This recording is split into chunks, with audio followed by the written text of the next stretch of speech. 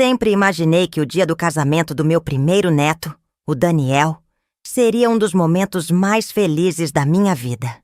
Eu, Clarice, uma viúva que dedicou cada gota de sua energia para criar a única filha, Renata, depois que meu querido Armando se foi cedo demais, via no Daniel a continuidade da nossa família, a promessa de um futuro que eu não veria em sua totalidade, mas que me enchia de esperança.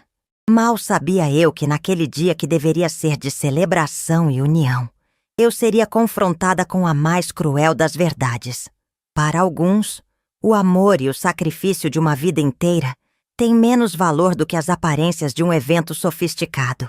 A preparação para o casamento foi um turbilhão. Renata, minha filha, sempre teve um gosto refinado, ou melhor, um gosto caro. E desde que se casou com Roberto, um empresário bem-sucedido, mas com um ar de superioridade que sempre me incomodou, esse gosto se tornou uma obsessão. O casamento de Daniel com Beatriz, uma moça igualmente de boa família, não poderia ser menos do que espetacular. Um evento para fazer história na sociedade, como Renata gostava de dizer. Eu, com minhas economias de anos, resultado da venda de alguns pequenos terrenos que Armando havia deixado, e de uma vida inteira de trabalho como professora primária, fiz questão de contribuir generosamente. É para o meu neto, Renata. Quero que ele tenha o casamento dos sonhos, eu disse, entregando a ela um cheque com uma quantia que representava quase tudo que eu tinha guardado para minha velhice. Ela aceitou com um sorriso satisfeito, mas sem muito alarde, como se fosse minha obrigação. Obrigada, mamãe.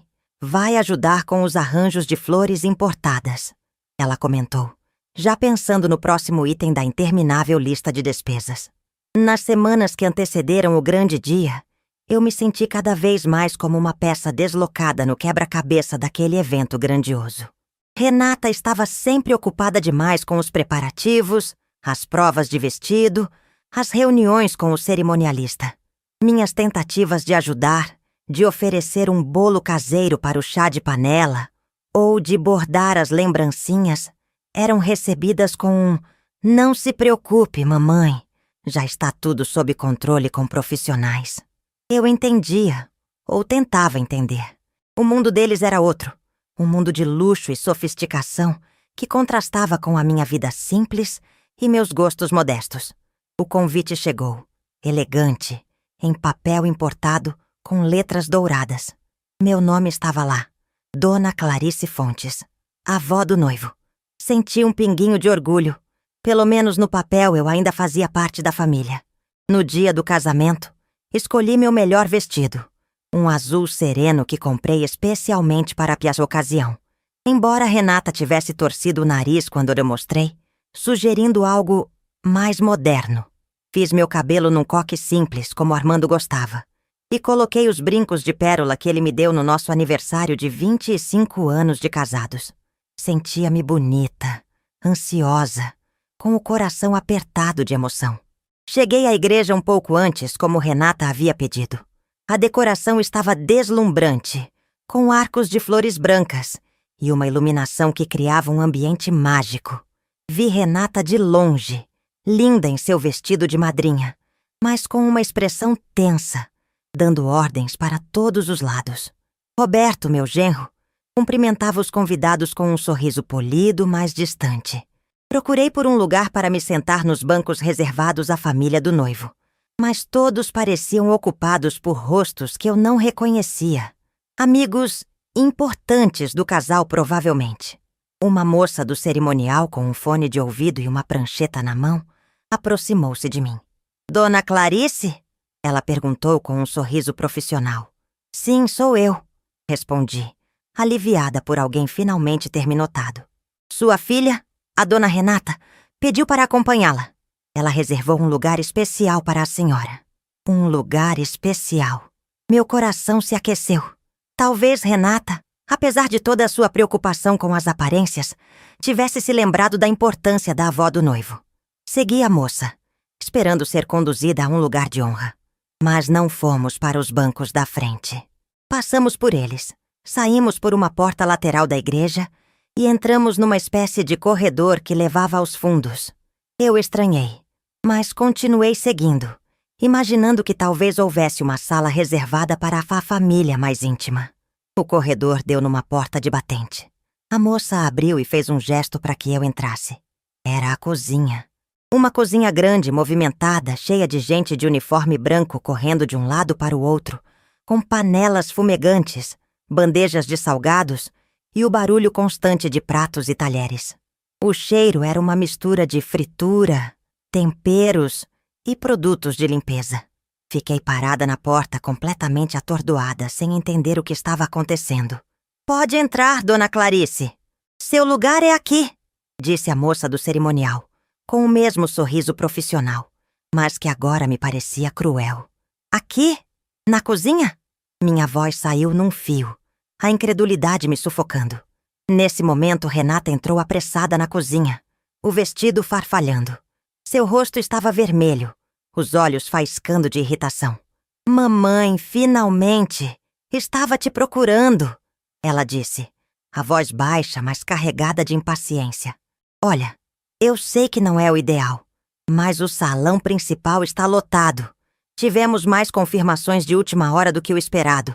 E os lugares da família... Bom, você sabe, tivemos que priorizar alguns contatos importantes do Roberto. Mas aqui na cozinha você vai ficar bem, não vai? O pessoal do buffet é simpático.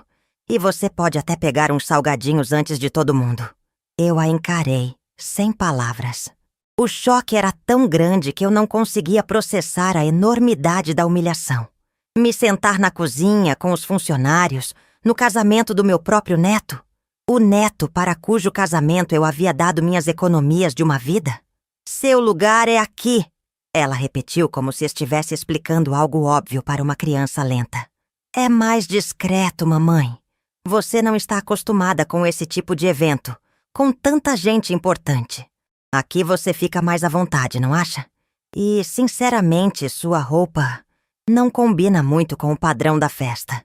Seria constrangedor." Aquelas palavras foram como punhais cravados no meu peito.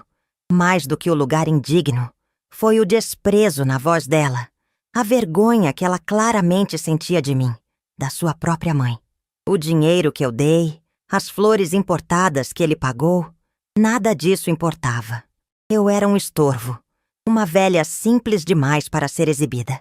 Os funcionários do buffet me olhavam com uma mistura de pena e constrangimento. Alguns desviaram o olhar, outros murmuraram cumprimentos baixos. Senti meu rosto queimar, as lágrimas ameaçando transbordar. "Renata", comecei, a voz trêmula. "Como você pôde?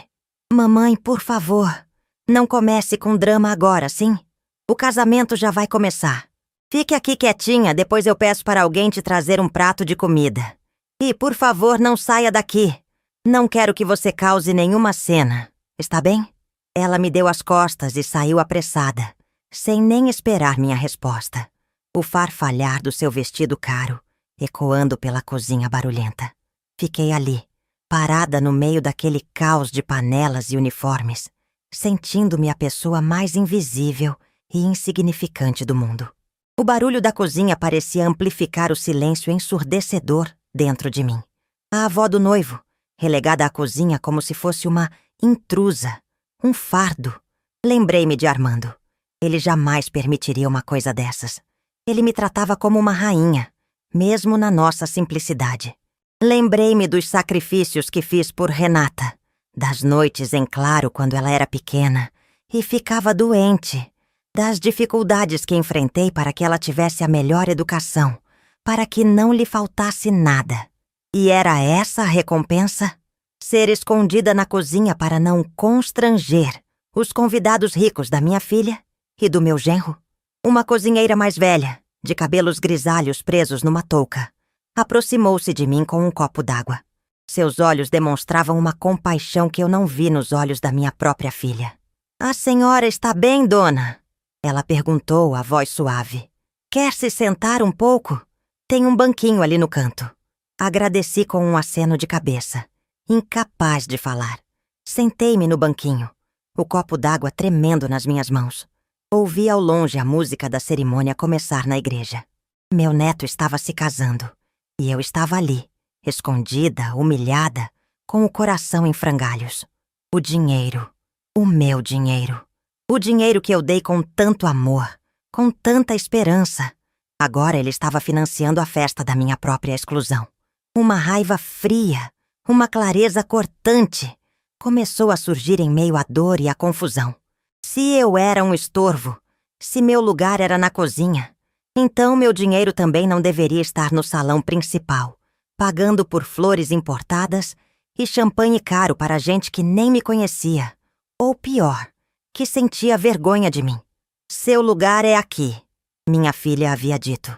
Pois bem, se aquele era o meu lugar, então eu faria daquela cozinha o palco da minha reviravolta. Eles não sabiam com quem estavam lidando. A professora primária aposentada, a viúva simples, ainda tinha uma lição ou duas para ensinar. E a primeira delas seria sobre o verdadeiro valor das coisas e das pessoas. O burburinho da cozinha continuava, um contraste gritante com o tumulto silencioso que se instalara dentro de mim. Cada tilintar de prato, cada ordem gritada por um chefe apressado, parecia zombar da minha presença ali, naquele lugar que Renata havia decretado ser o meu. A cerimônia religiosa já devia estar acontecendo lá fora, no esplendor da igreja decorada, com o meu neto Daniel e sua noiva trocando votos de amor eterno, alheios ao drama silencioso que se desenrolava nos bastidores, protagonizado pela avó que tanto os amava, a cozinheira de cabelos grisalhos, que se apresentou como Dona Marlene, trouxe-me um pratinho com alguns salgadinhos quentinhos e um copo de suco. A senhora precisa comer alguma coisa, minha flor. Saco vazio não para em pé, e pelo jeito a noite vai ser longa. Havia uma sabedoria e uma gentileza em suas palavras que me tocaram profundamente. Um bálsamo inesperado para a ferida aberta pela crueldade da minha própria filha. Enquanto eu comia, mais por obrigação do que por fome, minha mente trabalhava febrilmente. A humilhação ainda queimava como brasa viva, mas por baixo dela, uma nova camada de sentimento começava a se formar. Uma determinação fria, quase metálica. Se eles me consideravam tão insignificante a ponto de me esconder na cozinha, então eu lhes mostraria o quão significante poderia ser a minha ausência. E a ausência do meu dinheiro. O cheque. Aquele maldito cheque que eu entregara a Renata com tanta ingenuidade, com o coração transbordando de amor e orgulho. Lembrei-me de cada centavo economizado, de cada pequeno sacrifício feito ao longo dos anos para juntar aquela quantia. Não era apenas dinheiro. Era uma parte da minha vida, do meu esforço, da minha dedicação. E agora, ele estava sendo usado para financiar a festa da minha própria exclusão, para pagar pelos luxos de pessoas que me desprezavam. Discretamente peguei meu celular da bolsa.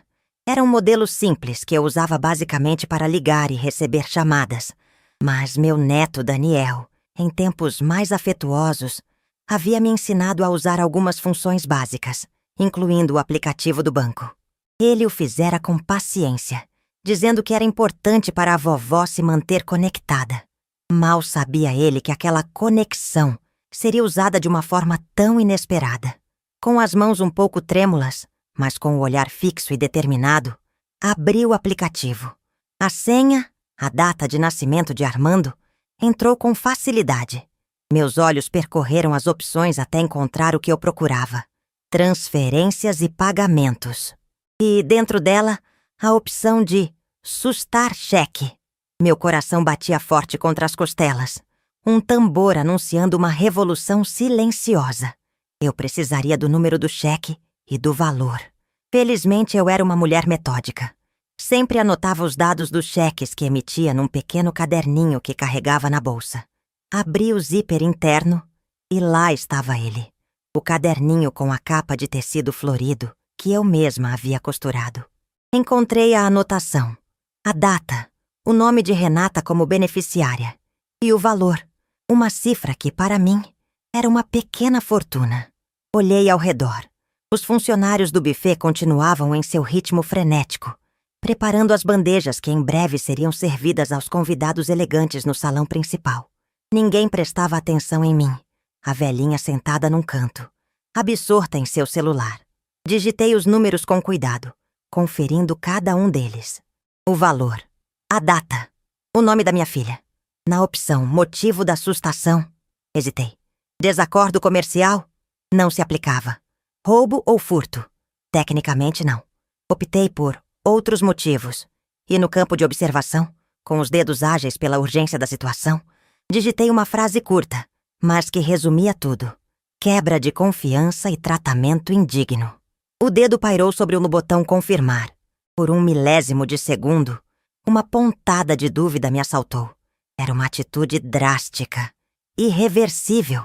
Mas então, a imagem de Renata me empurrando para dentro da cozinha, suas palavras frias e desdenhosas. Seu lugar é aqui. Sua roupa não combina. Não quero que você cause nenhuma cena. Voltou com força total à minha mente, varrendo qualquer hesitação. Cliquei em confirmar. Uma mensagem surgiu na tela. Operação realizada com sucesso. Cheque número XXX sustado. Um suspiro profundo escapou dos meus lábios. Um misto de alívio e uma ansiedade quase elétrica pelo que viria a seguir. O dinheiro, meu dinheiro, estava seguro novamente. Ele não mais pagaria pelas flores importadas, pelo champanhe francês, pelo buffet sofisticado que me relegava aos seus bastidores. A festa continuaria por enquanto, mas a conta, em breve, chegaria com um sabor bem mais amargo para os anfitriões. Dona Marlene, percebendo minha agitação, aproximou-se novamente. Tudo bem por aqui, Dona Clarice? A senhora parece um pouco pálida. Forcei um sorriso. Estou bem, Marlene. Obrigada. Apenas um pouco de emoção. Sabe como é? Casamento de neto. Decidi que não ficaria ali, mofando na cozinha, esperando as migalhas da festa. Se eu não era digna de estar no salão com os outros convidados, então eu também não era obrigada a testemunhar a celebração da minha própria humilhação, mesmo que dos bastidores. Levantei-me, ajeitei meu vestido azul sereno, que para mim continuava lindo e apropriado, e peguei minha bolsa. Marlene, muito obrigada pela sua gentileza e pelo seu cuidado, eu disse, apertando a mão dela. Mas eu preciso ir. Tenho outros compromissos. Ela me olhou com surpresa, mas também com uma certa compreensão nos olhos. A senhora tem certeza? A festa mal começou. Tenho sim, minha querida. E acredite, o melhor desta festa para mim já aconteceu. Saí da cozinha pela mesma porta dos fundos por onde havia entrado, sem ser notada pela equipe do cerimonial ou por qualquer membro da minha ilustre família. Encontrei um corredor que dava para um estacionamento lateral, provavelmente o dos funcionários. Respirei o ar fresco da noite, que me pareceu 1000 vezes mais puro do que a atmosfera carregada daquela celebração hipócrita. Chamei um táxi pelo aplicativo que Daniel também me ensinara a usar. Enquanto esperava, olhei para o salão de festas ao longe, de onde vinha o som abafado da música e das conversas animadas. Imaginei Renata e Roberto recebendo os cumprimentos, os sorrisos falsos, a ostentação vazia. Eles não tinham ideia da bomba que eu havia acabado de armar. O táxi chegou. Dei o endereço da minha casa, meu pequeno apartamento no centro da cidade, meu refúgio de paz e simplicidade. Durante o trajeto repassei mentalmente os próximos passos. Sustar o cheque era apenas o começo. Havia também a questão da minha contribuição para a festa. O dinheiro que eu já havia adiantado, além do cheque principal. Aquilo também precisaria ser revisto. Lembrei-me de um advogado, Dr. Almeida, um velho amigo de Armando, um homem sério e competente. Eu o procuraria na primeira hora do dia útil seguinte. Se minha filha e meu genro achavam que podiam me tratar como um objeto descartável e ainda se beneficiar do meu dinheiro, estavam redondamente enganados. Ao chegar em casa, a primeira coisa que fiz foi tirar aquele vestido azul. Dobrei-o com cuidado e o guardei no fundo do armário. Ele não merecia carregar a mancha daquela noite. Vesti meu pijama confortável, fiz um chá de camomila e sentei-me na minha poltrona favorita. A televisão estava desligada. O silêncio da minha casa era reconfortante. Não havia raiva em mim, não mais. A humilhação havia se transformado numa espécie de clareza fria, numa resolução inabalável. Eu não era uma vítima. Eu era Clarice Fontes, uma mulher que, apesar da idade e das dores da vida, ainda tinha força e dignidade para lutar pelo que era seu por direito. Imaginei a cena. O dia seguinte, ou talvez alguns dias depois, quando o cerimonialista ou algum fornecedor importante tentasse depositar o cheque principal, aquele que cobriria as despesas mais vultosas. A surpresa, a ligação para Renata, o pânico, um sorriso amargo, mas estranhamente satisfatório, brincou nos meus lábios. Seu lugar é aqui, Renata havia dito apontando para a cozinha. Pois bem, meu lugar agora era no controle da minha própria vida e das minhas finanças. E o lugar deles seria, em breve, diante das consequências de suas escolhas cruéis e arrogantes. A noite foi longa, mas eu não dormi. Não por insônia ou angústia, mas por uma espécie de vigília. Eu estava guardando minhas armas, preparando minha estratégia. A professora primária aposentada estava prestes a dar a sua aula mais importante. E a matéria seria respeito e consequências. A manhã seguinte chegou com um sol tímido, espreitando por entre as cortinas da minha sala. Eu mal havia pregado os olhos, mas não me sentia cansada. Havia uma energia nova correndo em minhas veias, uma mistura de indignação justa e a adrenalina de quem sabe que está prestes a virar o jogo. O primeiro telefonema feito às 9 em ponto foi para o Dr. Almeida, o advogado amigo do meu falecido Armando. Expliquei a situação de forma concisa, sem dramas, apenas os fatos crus. A contribuição financeira substancial para o casamento do neto, a humilhação de ser relegada à cozinha e a minha decisão de sustar o cheque principal. Dr. Almeida, com sua voz calma e ponderada, ouviu tudo atentamente. Dona Clarice, isso é mais do que um simples constrangimento.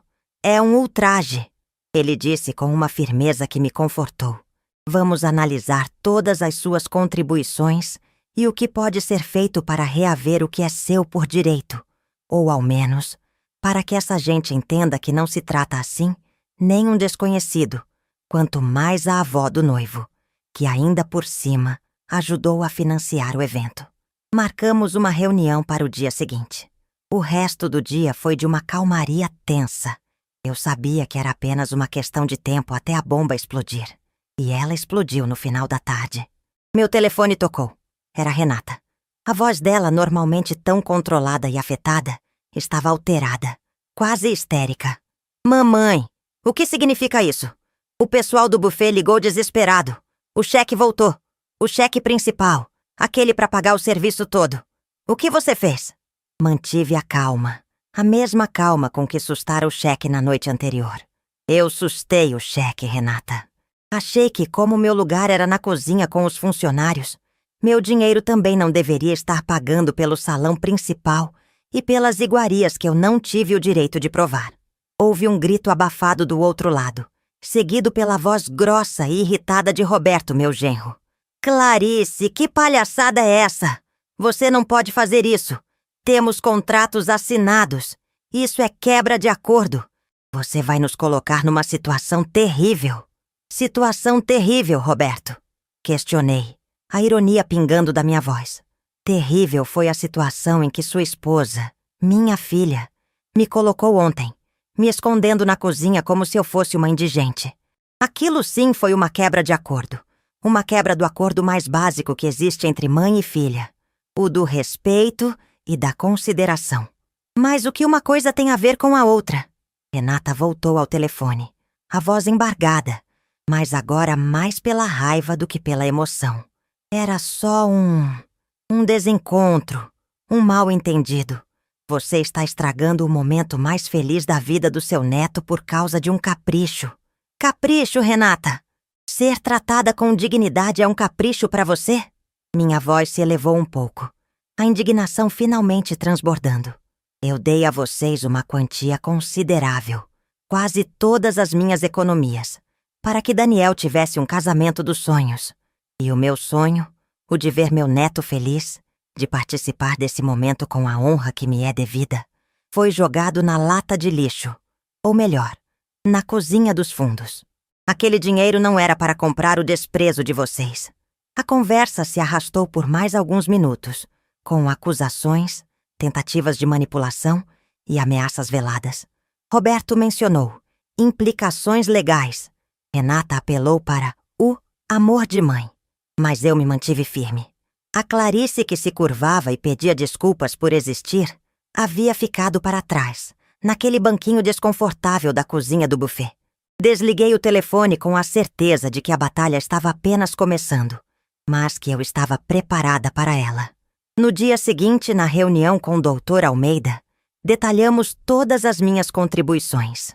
Além do cheque principal que eu sustara, havia outros valores menores que eu já havia adiantado diretamente para Renata, para ajudar com pequenos detalhes, como ela dizia. Doutor, Almeida foi claro. River, esses valores menores seria mais complicado, mas o cheque sustado era um trunfo poderoso. Eles terão que arcar com as despesas do buffet e de outros fornecedores que contavam com aquele cheque, Dona Clarice, explicou o advogado. Eles podem tentar te processar pela sustação, mas teremos uma defesa muito forte baseada no dano moral e na quebra de confiança. A humilhação que a senhora sofreu é um argumento poderoso. Nos dias que se seguiram, a pressão aumentou. Ligações incessantes, mensagens. Até Daniel, meu neto, me ligou. A voz dele era triste, confusa. Vó, o que está acontecendo? A mãe e o Roberto estão desesperados. Dizem que a senhora está tentando arruinar tudo. Aquela ligação doeu. Meu querido, respondi com a voz mais suave que consegui. A última coisa que eu gostaria seria arruinar qualquer momento seu. Mas sua mãe e seu padrasto precisam aprender uma lição sobre respeito. Eu te amo muito, Daniel. E foi por você que fiz o que fiz, inicialmente. Mas ninguém, nem mesmo em nome do amor, tem o direito de nos humilhar. Contei a ele com calma o que havia acontecido. O silêncio do outro lado da linha foi longo. Eu não sabia, vó. Eu sinto muito. Ele disse finalmente, a voz embargada. Aquelas palavras vindas dele foram um pequeno bálsamo. A situação chegou a um clímax quando os fornecedores começaram a cobrar Renata e Roberto de forma mais incisiva. O buffet, especialmente, ameaçava uma ação judicial se o pagamento não fosse efetuado. Eles se viram numa encruzilhada. Ou arcavam com as despesas do próprio bolso, o que, para eles, seria um rombo considerável, apesar da aparente riqueza. Ou tentavam um acordo comigo. Foi Renata quem me procurou alguns dias depois, desta vez pessoalmente. Ela apareceu no meu apartamento sem avisar, o rosto abatido, os olhos inchados. Não havia mais arrogância em sua postura, apenas o peso da derrota e do desespero. Mamãe, ela começou, a voz fraca. Nós precisamos conversar. Precisamos resolver isso. Eu a convidei a entrar. Ofereci um copo d'água. Sentamos na minha pequena sala. O silêncio tenso entre nós. Eu sei que errei, mamãe. Fui horrível com você. Eu me deixei levar pela pressão, pela vontade de que tudo fosse perfeito, pelos padrões do Roberto. Eu sinto muito. De verdade.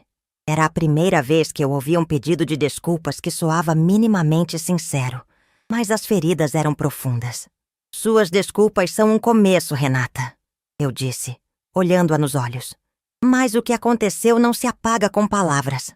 Você me humilhou, me desrespeitou da forma mais cruel, na frente de estranhos, no dia que deveria ser de alegria. Conversamos por um longo tempo.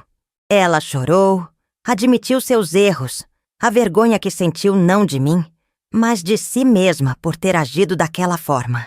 Contou sobre a pressão de Roberto, sobre o medo de não corresponder às expectativas da alta sociedade. Eram desculpas, sim, mas também revelavam uma fragilidade que eu, na minha mágoa, não havia percebido. No final, chegamos a um acordo, mediado pelo Dr. Almeida. Eu não liberaria o cheque sustado. Eles teriam que arcar com as despesas do buffet e de outros fornecedores com seus próprios recursos. Em troca, eu não levaria adiante uma ação por danos morais, que Dr. Almeida acreditava que teríamos boas chances de ganhar. Para mim, a maior vitória não era o dinheiro de volta, mas a lição que eles, espero, teriam aprendido. O casamento de Daniel, que começou com tanta pompa e humilhação para mim, terminou com uma conta salgada para seus pais. Soube que eles tiveram que vender algumas ações e adiar uma viagem cara que planejavam para cobrir os custos inesperados. A festa do ano deixou um gosto amargo e um rombo financeiro. A minha relação com Renata. Ela se tornou mais distante, é verdade. A confiança foi abalada de forma quase irreparável. Mas, paradoxalmente, surgiu um novo tipo de respeito entre nós. Ela passou a me ver não mais como a mãe subserviente e facilmente manipulável, mas como uma mulher com limites e com uma força que ela desconhecia. As visitas se tornaram menos frequentes, mas mais genuínas. Daniel e sua esposa, Beatriz, vieram me visitar algumas semanas depois. Pediram desculpas em nome da família, envergonhados pelo ocorrido. Eu os recebi com o coração aberto. Eles não tinham culpa direta, e o amor que eu sentia pelo meu neto permanecia intacto. Eu continuei minha vida simples, com minhas economias agora um pouco mais reduzidas, mas com a dignidade intacta e a autoestima restaurada. Voltei a dar aulas particulares para crianças com dificuldades de aprendizado, uma atividade que sempre me trouxe alegria e um pequeno complemento na renda. Aquele episódio do casamento foi doloroso, um dos mais difíceis da minha vida, mas ele me ensinou uma lição valiosa. O respeito próprio não tem preço, e às vezes é preciso tomar atitudes drásticas para que os outros entendam que nosso valor não está no dinheiro que possuímos ou na sofisticação que aparentamos, mas na integridade do nosso caráter e na força da nossa alma. A cozinha, naquele dia, foi o meu campo de batalha. E eu saí de lá não como uma vítima, mas como uma estrategista que, com as armas da inteligência e da coragem, reconquistou seu território e sua honra. E essa, meus amigos, é uma vitória que nenhum dinheiro no mundo pode comprar.